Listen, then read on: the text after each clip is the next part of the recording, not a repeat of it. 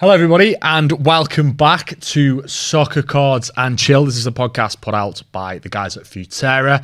If you don't know who Futera are, we make exquisite football cards, trading cards, and you can find us at futera.com. Sign up to our newsletter for all the latest releases. And I have in front of me today the king of trading card shows in the UK, Mr. Harry Reynolds, who runs the London Card Show. Most people watching this that are into cards will know about the London Card Show, Harry, because you've done a fantastic job over there, hence why I wanted to talk to you. So let's talk about motivation, shall we? Because you've done a really, really good job. I mean, when I first came to your show, it was a lot smaller. It's just grown every single time I've been there. So what motivated you to start a trading card show? I think at the time it was that odd time in the world when COVID was very, very present, where there was a lot of time at home, and I'd got back into it like a lot of people did through COVID. And I love YouTube. I do a lot of research on YouTube, whether it's just what I enjoy, whether I want to learn stuff, chill time. And I started doing, like I always do, research on cards, and saw that there's a lot of card shows in America. There was nothing in the UK. And as a bit of a entrepreneur, like I've always loved entrepreneurship at university modules. We've kind of, that was my mindset. There was a gap in the market. So me at the time, just me, pushed forward and kind of made one. And what was 10 tables and 40 people back in July 2021 is what it is today. July 2021. So that's not that long ago. No, and I think unless you've been to one of your shows, you can't comprehend the growth there, because it's massive now. They're huge. What? I mean, how many people were at the last one, just for context? Touch over 4,000. Yeah, touch over 4,000. So it's we've had to manage that growth as well. It has grown very quickly, and a lot of people have kind of said, go bigger. But my kind of mentality is make sure you can walk before you can run, and that's one of the things which I always say to people who want to start a venture or starting other shows. I just say, do what you do really well. Don't worry about the next step, or don't worry about what you're going to do the show after next. Focus on what's going to happen this next show, and just do it really, really well, because at the end of the day, people only remember to an extent what happened at the last event or show or whatever you're doing. Well, that's very sage advice, I think. Not to kind of get ahead of yourself. Yeah. These people go into these things. We all do this, but it's going to be the biggest show and the best show, but it takes time to develop and develop a brand as well. We were talking off air about how hard it is sometimes to develop that brand, and you've certainly done that quite well. So go on then, give us a glimpse in terms of what goes into putting one of these shows on, Harry. It's tricky because there's so many different audiences now for us. What started off as just a card show has now gone to, we need to cover numerous audiences.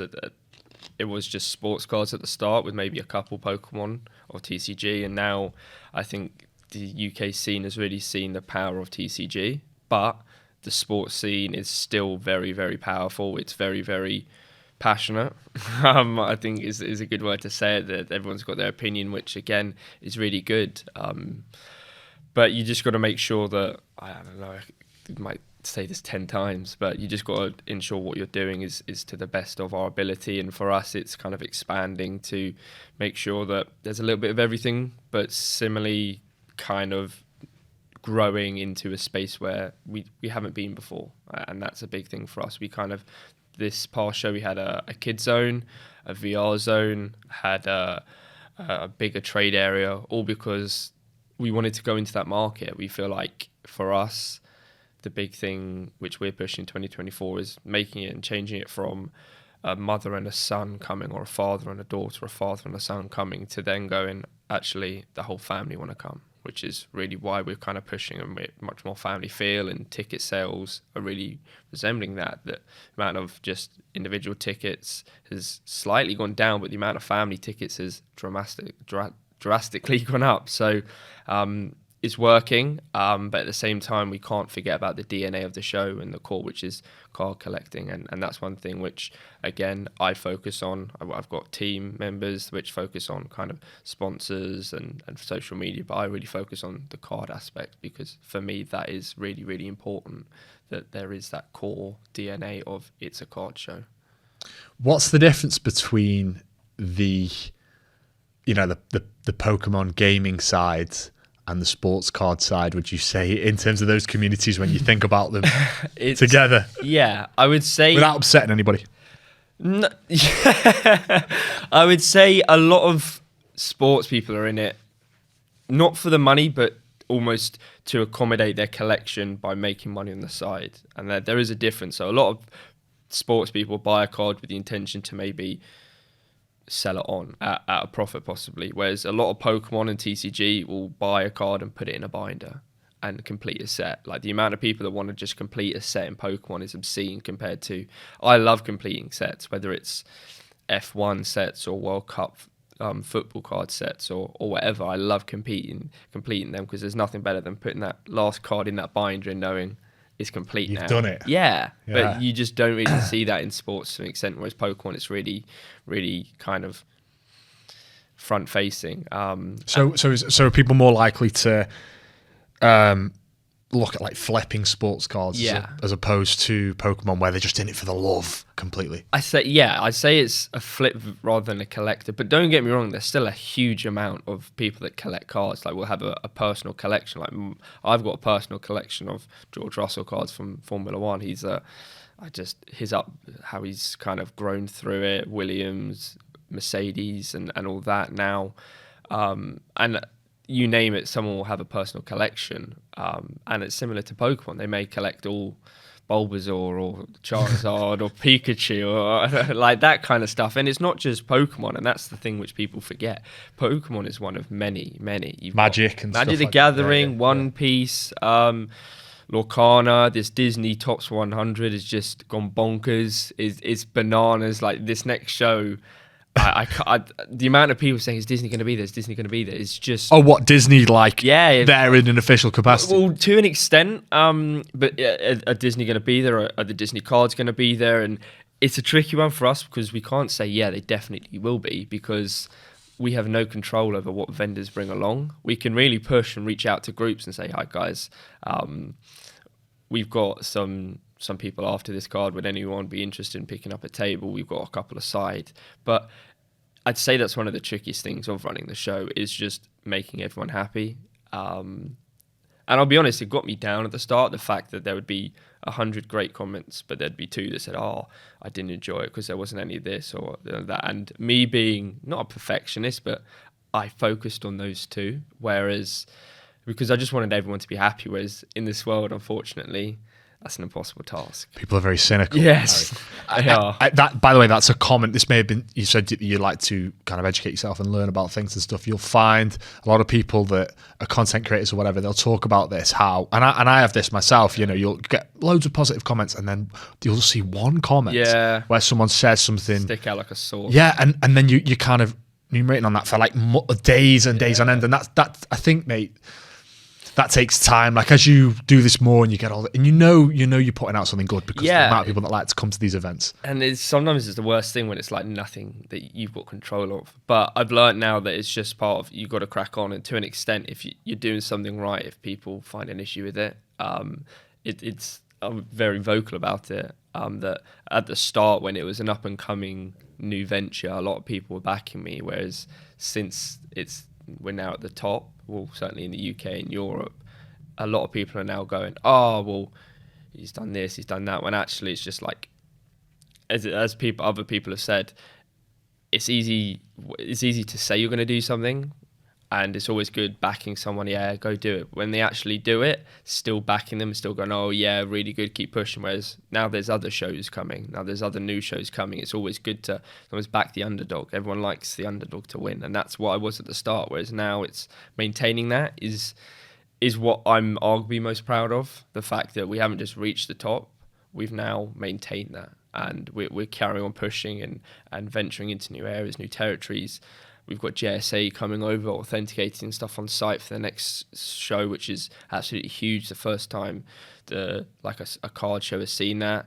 PSA were in active talks about them taking submissions, all this kind of stuff. So for us, it's just relationships, building with them. I'll head out to America 2-3 times a year. It's all good getting on a call, but face to face. There's nothing like it. Nothing like it. Yeah, exactly.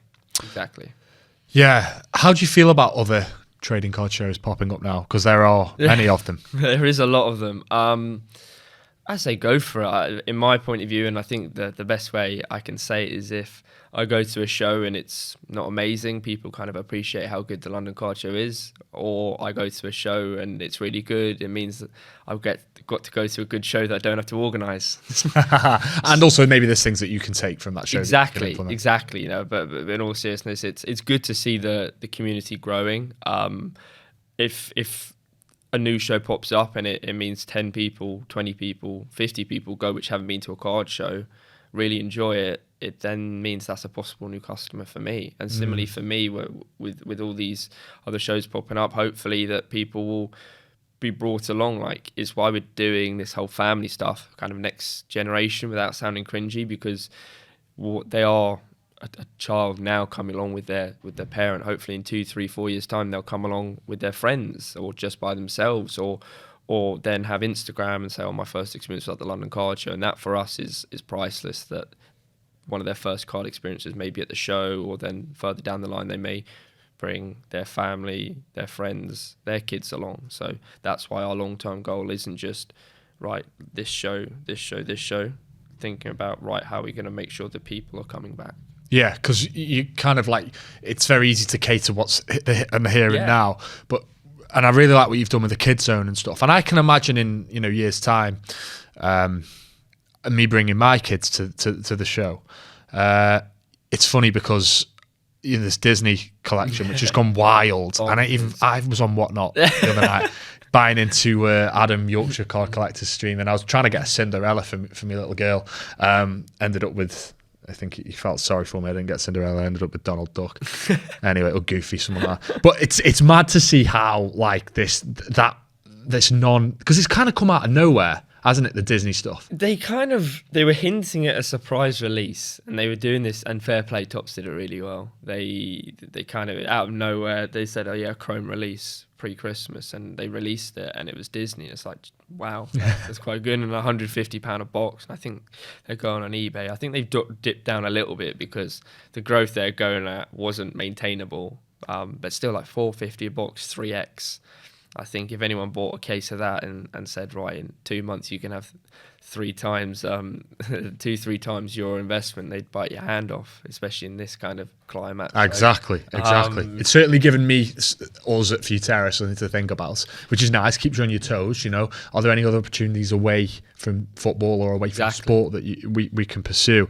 Now, the trading card community is quite diverse insofar as there's a lot of people into a lot of different things.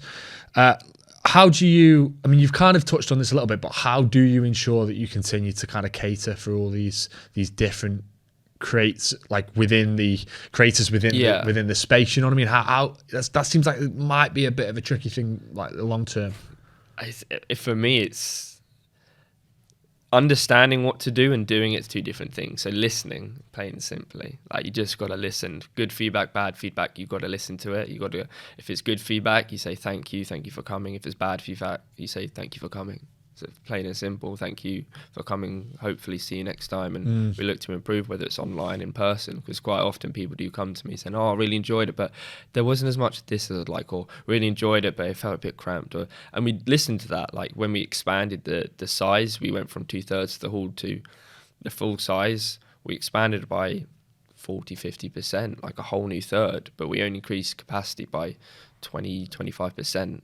In terms of the amount of people we let in, because we understood that at times the show could get cramped. Yeah, especially on the Saturday around midday when it's in full swing. Yeah, but for us, we could have easily got another 200, 300, 400 people in there, but we said, you know what, we'll take that hit just to make sure that people in there are happy and have enough or sufficient space. And similarly, whenever there's a new trend, a new kind of TCG out there, we really look to crack into that market. Like a big one for us is baseball, because the amount of times people have said there's no baseball there, and we said, well, we tried literally giving the tables out, but people just don't want to be there. Like they don't want to set up, and it's tricky. And it's almost the same with sports now.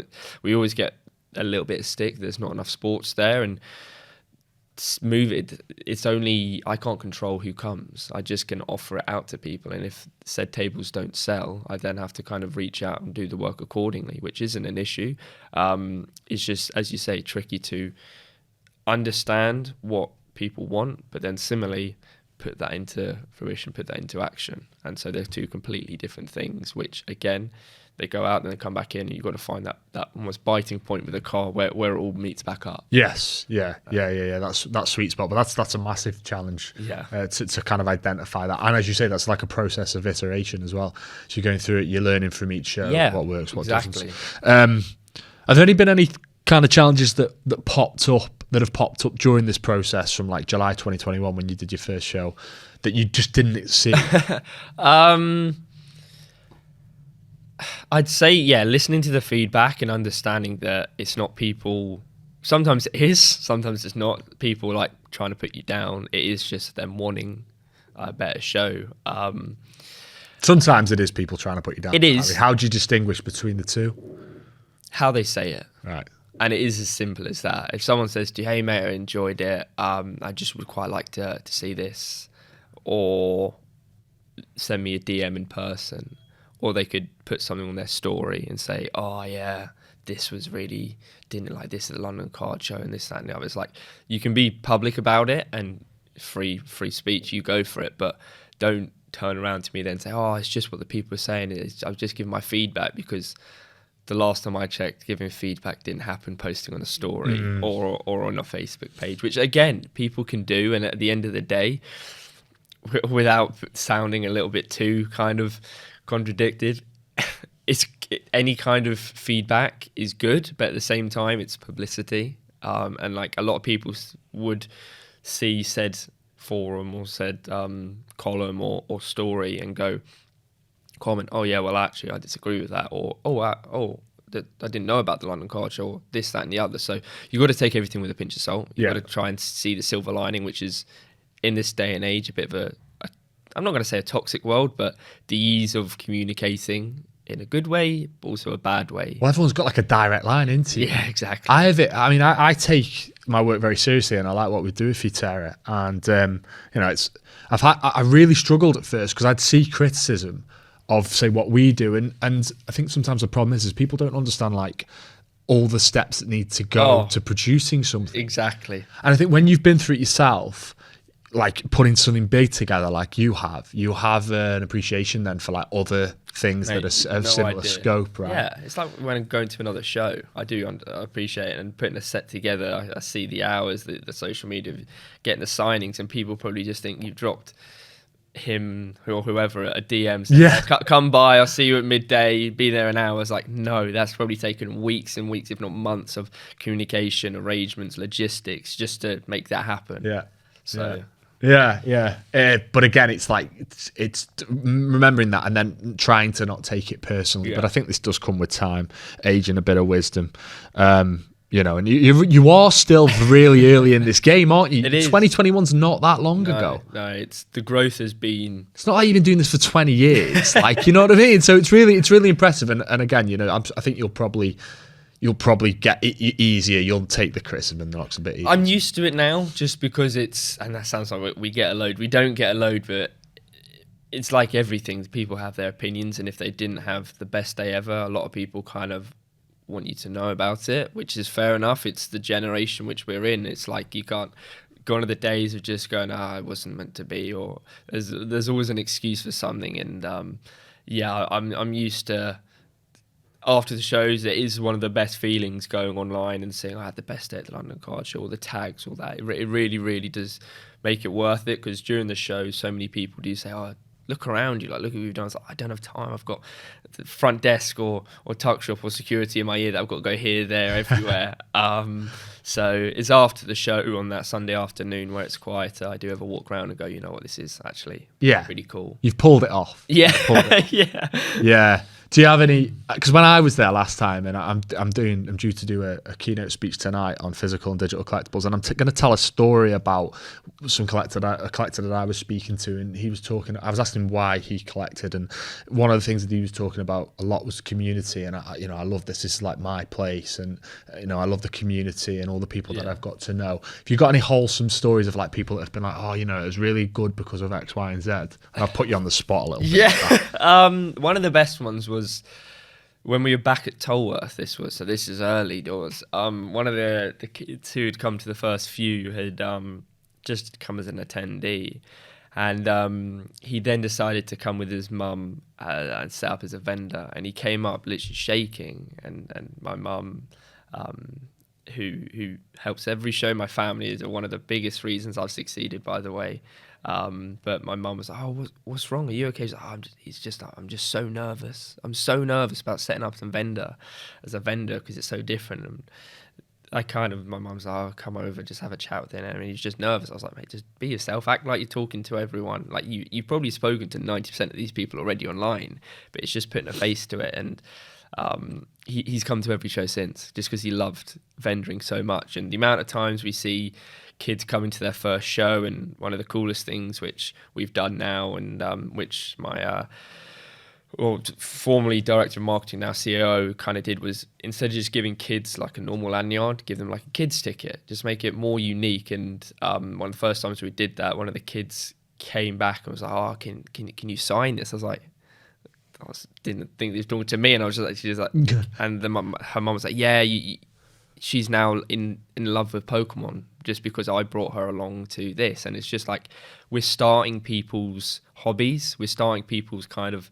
if they hadn't had a good day there, they probably would have gone, nah, it's not for me. But because they had a good day, it's now like, not their life, but it's a massive part of their life. And for me, that is priceless. Just walk around seeing kids just in their element with their parents, experiences, kind of going, you know what, that's going to be a memory which this family could hold dear for the rest of their life. Maybe, I don't know.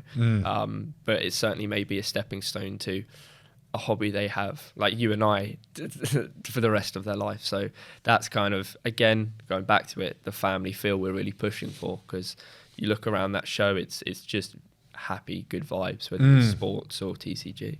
No, it is definitely. I always enjoy attending, and I love the fact that you're saying it's a family affair from your side, and they've helped you. And massive respect to your mum as well. Yeah, sounds like a good one. It does help when you've got those people behind you as well, because it's such a mammoth task. So to have that support, priceless. The hours the hours they've put into putting the 4,000 tickets on lanyards, or putting the goodie bags together, which frankly, if I did, I'd have to, as soon as the show finished, I'd have to start for the next one. So, I can't thank my family enough. And I'd go kind of detouring it, but when I decided to go full time with the show, with kind of the London Card Show, I had a very secure job. I was an investment banker at Barclays on a good wage. Were you? Yeah. You were a banker? Yeah. Investment banker? Yeah, in Canary Wharf, and it was somewhat different lifestyle. You're very likeable for an investment. I'm joking. None of the That's very banker talk. That is very. But you are very likeable for yeah. You're better suited to this, right? Exactly, and I think a lot of people understood that sitting at a desk wasn't for me. I do have kind of like, I've never been tested for it, but I'm 90% sure I've got ADHD just because I can't sit still. Even now, you'll see me, the camera will see me rustling around. I can't, like, even on the train, I'll be having to be working or on my phone. I think every man has ADHD. Yeah, but they were just like, yeah, like an office job probably isn't for me. And they backed me. They said to me, look, if you want to do this, if in a year's time that it hasn't worked out and it is just a filler, Canary Wharf will always be there. Exactly. So having that was genuinely priceless, and words can't really express just the first day just going, right, this is it. And my family going, yeah, back yourself. That's amazing, mate. Yeah, that's really, that's so important. No, it is. And still to this day, I'll always remember that and always be grateful, because now I've hired my older sister. And so she's my COO. And now I've just hired a director of marketing, which is her husband. So they're unbelievable at their jobs. And a lot of people say, oh, you just hired internally. I was like, well, no, if I did interviews, I'm 99% confident that those two people would have been the people I picked if there was just a blank name on the CV, because James has only been with me, 2 weeks now, and I'm already seeing results in the social media, and Katie is the kind of, I'm not going to say the brains to put myself down, but kind of the ideas behind the kids zone and the VR zone, which is really pushing towards the whole family feel. That's excellent, mate. Honestly, that's really, really cool. I wasn't aware of that. Yeah, It was a family not thing. many people are. So, I mean, they say not to mix family and business, but I think I'm not sure I completely agree with that. Like family and friends and business, but if you've got the right people around you, exactly, and you're not employing them just because they're your sister or your brother-in-law, you're employing them because they've got a skill set that's useful to you. Exactly. Yeah, that's really nice, mate. Love that. Yeah, no, it's worked really well. And so far, so good. A lot of people said, "Are you sure? Like, it's your sister?" I was like, "I'm very sure she's as professional as anyone I've ever met." And I remember her wedding.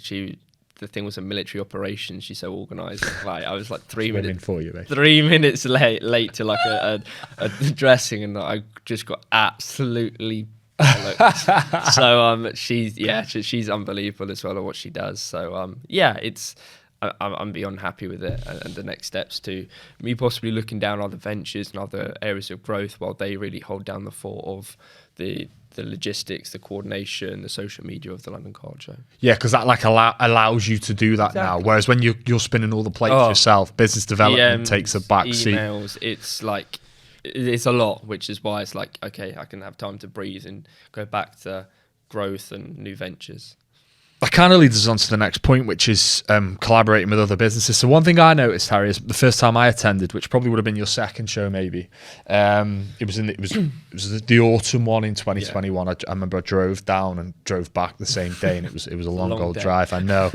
Now I just get a hotel because it was too full. It's like 3.5, 4 hours drive. Anyway, I noticed like there's a lot more kind of businesses that are that are now trading card adjacent businesses, like that have, because the industry's growing. All of a sudden you've got graders there, you've got people who keep cards secure, and you've got all sorts of things going on. Whatnot are there now. We know the guys at Whatnot, and they've done a terrific job with what they do. So I think my question is like, how do you go around identifying which companies and brands are the ones that you want there? What's that process look like? It's interesting because at the start, as you say, I'd never done an event, I'd never run a business. So kind of going through the whole sponsorship process, then partnership process, and then sponsorship process, and then partnership with all these different companies, because they all want different things, and that's the hard thing. It kind of goes back to one of the first things I said, is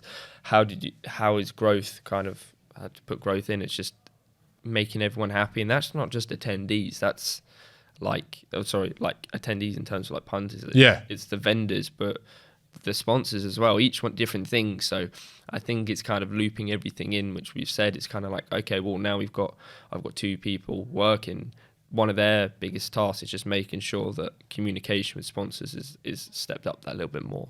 But going back to the start, how it all started, it's just I'd reached out to a lot of people, and now I know a lot of other shows do that. So it works, but it's just trying to make sure they're happy, trying to identify what do you want. Do you want a front-facing kind of figure at the shows, or do you want like a surrounding, like a digital kind of thing? Because you look at the likes of eBay, they're a digital store. So having a front-facing kind of figure at shows probably isn't the best thing for them. Whereas you look at the likes of Sports Trading Cards UK or Third Down Collectibles, they're very much a front-facing. So they need to be talking to their customers. They want to be doing that. And it doesn't mean eBay don't, but it's identifying what everyone wants. So it's like Futera, like you guys only have your releases every X amount of time. So for you guys, you're like, well, not this show, but next one. And of course, that's important to us, so we want to know, and we want to ensure that when you guys do have a release, we push the hell out of that for you guys. So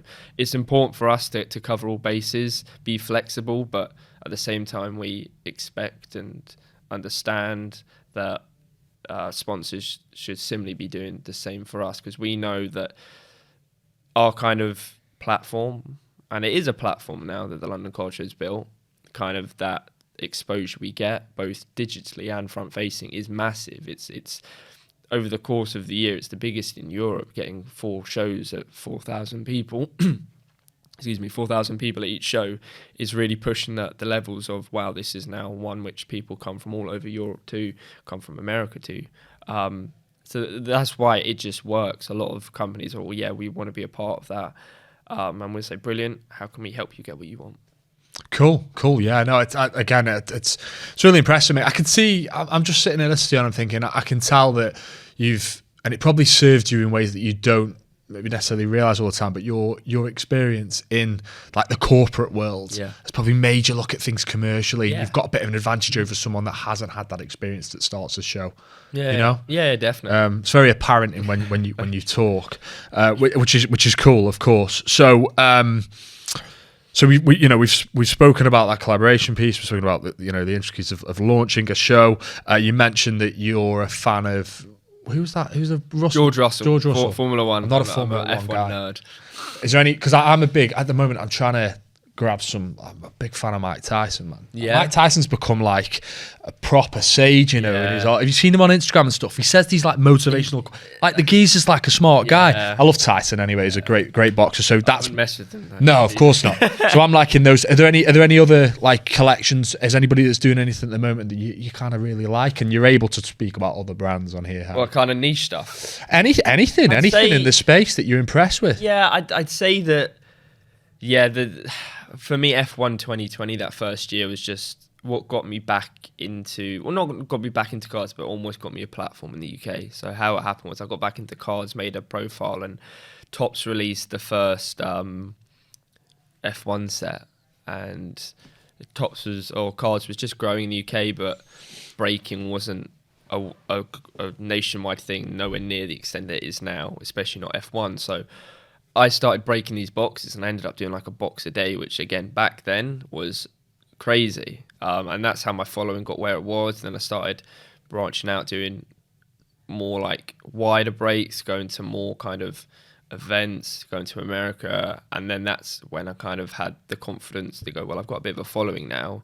And now I see. I didn't just start the show off the back of, this is a London card show. Then people go, who are you? I'm like, oh, okay, well, Harry's doing it. So it's not like I had no one, but don't get me wrong, I think I had like 1,100 followers. Right. Nowhere near the... So you built the audience, Harry. Yeah. Oh, okay, so you start as a collector, you become a breaker. an F1 breaker, and then... It's a nice evolution. Yeah. You run trading card show. Yeah, exactly. Yeah, That's my point. Like, and with everything, I do it in steps. I'm not thinking more than...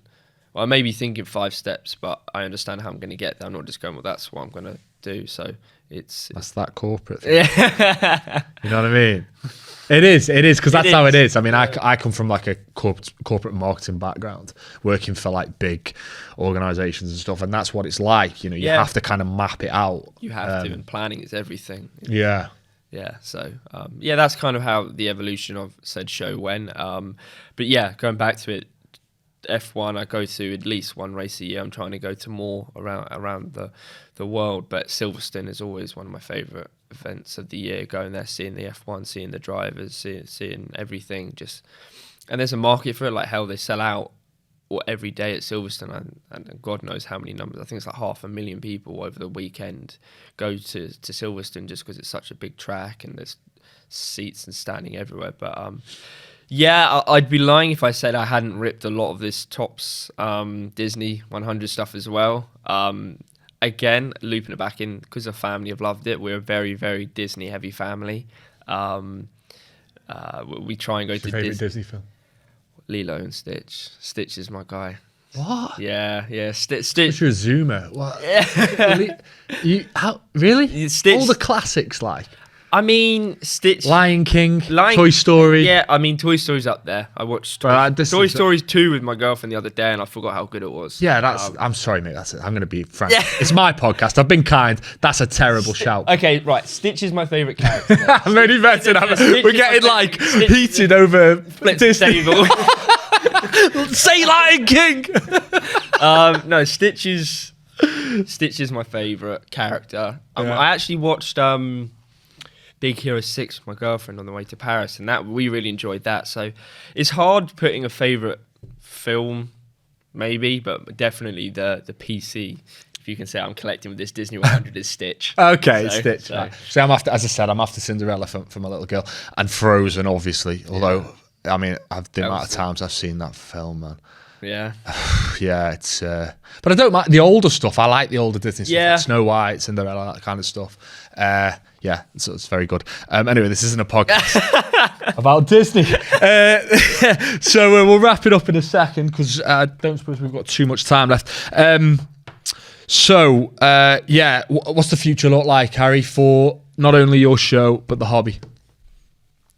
Wow. I'd say for the show, it's just keep pushing, get more niches there, if that makes sense. Kind of grow it so we're open to everyone being there, which is always the case. The demographics, and I think you alluded to it earlier, just you name it, there's almost every age there. There's every kind of ethnicity there, which for us is brilliant because, to a sense, when you're there, you just doesn't matter who you are. No, exactly. You're all collecting the same thing, which in this day and age, again, as dark as it sounds, it isn't always the case. Well, it's a case of like, it's an organic community. Exactly. And you're there for the cards mindset. before. Of course, yeah, Exactly. yeah. Everyone's in, and also the other people around you have got the same interest. Exactly. It's the same with the football, right? You go to watch a football club, everyone around you is cheering on the same team. So yeah, so like you'll DM someone on Instagram and it's a handle, so it doesn't, and you're talking about the same things. It doesn't matter who they are, where they're from, how old they are. It's that kind of aspect. But yeah, keep growing. We're looking to get more and more kind of cool things down, like signings, and I know that there's certainly plans to do that. And similarly, just keep growing, finding out what people want and trying to accommodate as best we can. Growing, get more companies involved which are interested. More and more American companies are kind of interested in getting good kind of stature at the London Card Show. So that's coming, but all in due time. For the hobby, I'd say it's just with these new kind of ventures which are coming in, it's really important just people just carry on collecting. And I know that sounds really, well obviously, Harry, but just remember that at the end of the day, it is all about collecting and not about, to an extent, making money. Because I know we kind of alluded to it earlier with the kind of sports card and TCG, that people, it's a business for a lot of people, but at the end of the day, it's a hobby for a hell of a lot more. So just keep kind of one foot in front of the other, and the hobby is growing, certainly in the UK. I look at where the London Card Show's grown from and to, and there's no reason we can't keep growing, just like there's no reason other people and other businesses and services can't keep growing as well. So yeah, it's a tricky one with the climate and finances as it is, but with the love of the hobby, there's no reason I can't see this carrying on. no, not at all. I think that, of course, the macroeconomics are a bit concerning. Yeah. But then, with that said, I was reading something the other day, and it was talking about how the value of like collectibles, everything from whiskey to Rolexes to trading cards, have dropped. Yeah. Right.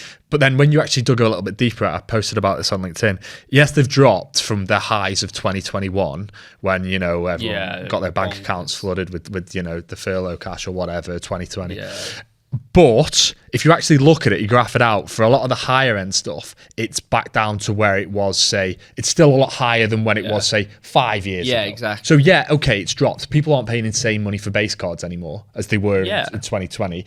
And they're not just buying anything. Yeah. But the stuff that holds value has still held a decent amount of value. Exactly. And that's what people need to remember, that it's not just, everything's dropped, that just the less desired things may have dropped, as you say, the base stuff, still the parallels, all that kind of stuff, and obviously things come in trends. But there's, if you do look at the wider scale of things, the market is still up on a grand scheme, and you need to remember that. And investments maybe have taken a hit, some haven't. They've it's like everything, it's trends, and sometimes I know the F1 market is down because it's been a poor couple of years in terms of the sport, because it's been very one-sided towards Red Bull, whereas it only takes another 2021 where there's a title championship to the last race where the whole world is watching again, and all of a sudden it takes one thing like that and a certain aspect of the hobby goes bonkers. You could see the title race this year for the Premier League, which is looking as close as it's ever been,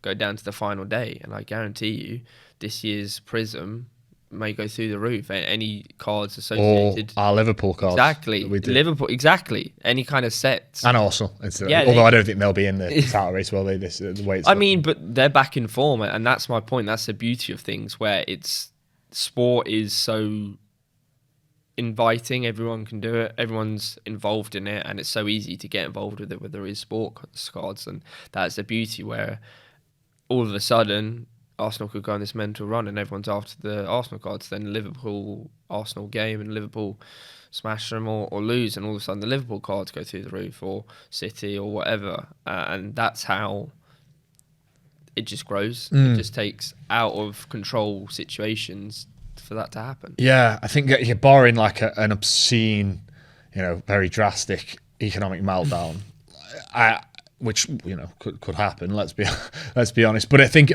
bar like a catastrophe, then these things, collectibles are going to still command their value. And also, one other interesting thing is that our generation, the generation below us, so millennials and Zoomers in particular, to a lesser extent Gen X, but it's still there. There's almost like a desire to invest in alternative assets. So trading cards, I think, have become a de facto asset class, and and I don't see that changing, because I think you speak to most millennials and they'd rather put money into cards, really high in Pokemon, as opposed to maybe just going and investing in stocks and shares. 100%. So that's an interesting play that didn't exist prior to this. So 2 final questions. First one, Harry, sum up briefly if you can. Someone's watching this, they're like, I'm inspired. I live in Plymouth and I want to do a trading card show in Plymouth. I'm not going to be a competitor to Harry. I want to cater for the trading card market in Plymouth or on the Isle of Man, just somewhere, or Wigan, somewhere like out of the way, right? What advice would you give them? I'd say do your research. I'd say reach out to local businesses. I'd say start local. There's a lot of shows happening. So if I've said it to a few people that it's maybe better, instead of having 3 really small shows of 25, 30 tables, which you're seeing a lot of now, which is fantastic. If that's what you're looking for, go do it, because it's doable. There is a market for it. But if you want to make something a little bit bigger, work together. And I think that's the issue. A lot of people are quite stubborn, and a lot of people are quite territorial, like, I built this, so I need to be doing this. Whereas if I was starting a new show and I went to, let's say I'm in Plymouth, or I went to someone maybe in Bristol or else on the south coast and said, right, let's find a medium ground here and let's all make a half decent show rather than a really little show. So instead of 30, 40 tables, make 100 table show and push all 3 marketing together. Yeah. So I'd say work together, but at the same time, if you want to do a small show, do your research, find a good venue, speak to said place, see what they've got. Always ask. If you don't ask, you don't get. And the worst thing they can say is no. So if you go to a venue, say, do you have tables? Do you have chairs? Do you have tablecloths? Yeah, we've got tables. We've got tablecloths. Perfect, done. And then there's that. Ask other shows. A lot of shows, some are stubborn and don't really want to help. The amount of times I've bought display cases to a show for people because they don't have or don't want to spend loads on display cases to rent them out. And I just say, right, I can give you lend 20 if you want. You can rent them out. Just give me a % of it to cover the petrol I've driven up or down and sorted. And that works. Or tablecloths. I've given some shows tablecloths because again, it's a big expense. If they're just starting out, they're not sure. It's like, don't ask, you don't get. So it may seem a bit of a toxic environment, the show scene and the community at times, but there are really good people in there. You just got to ask. And if you do find a toxic person, well done, you know now to avoid that person. So you've actually gained something. And similarly, if you ask someone and they're happy to help, there's a contact, a friend you've made. So I'd just say go ask and do your research. Nice advice. And just finally, next show, when is it? Where is it? Can people still attend? Yes, absolutely. Tickets for Saturday. Well, I don't know when this is coming out, but we'll probably will have sold out. But Saturday is very, very, very close to selling out at this point. It's the 10th and 11th of February. So coming up, maybe it's that weekend. I know the May show is the second weekend, so it's 10th, 11th, 12th, that kind of area. But it's that weekend. There's going to be just about everything there. Disney, Futera. Know a lot of stalls are going to be there. You're going to be present, which is good. Good to have you back. Main stage is going to be back with some really, really cool acts. I say acts. I don't really know what to call them on the main stage. Yeah, people appearing on the said main stage. Bigger trade zone. Kids zone's going to be back. VR zone come down. It's free to use. Whatnot? They're going to be there? Whatnot will have a presence there. I think there's going to be streaming. They'll be around. They'll be sponsoring the trade zone. So yeah, they will. They're sponsoring the show. The trade night again, sponsored by PSA. Some really, really cool sponsors come along. So yeah, JSA, come down, get your stuff authenticated. Anything signed ever in the UK, you want to get it authenticated by one of the biggest in the world. JSA will be there, so you can get that authenticated on the site. But yeah, head to londoncardshow.co.uk or follow us on Instagram for ticket information. Yeah, head to the website if you haven't bought a ticket.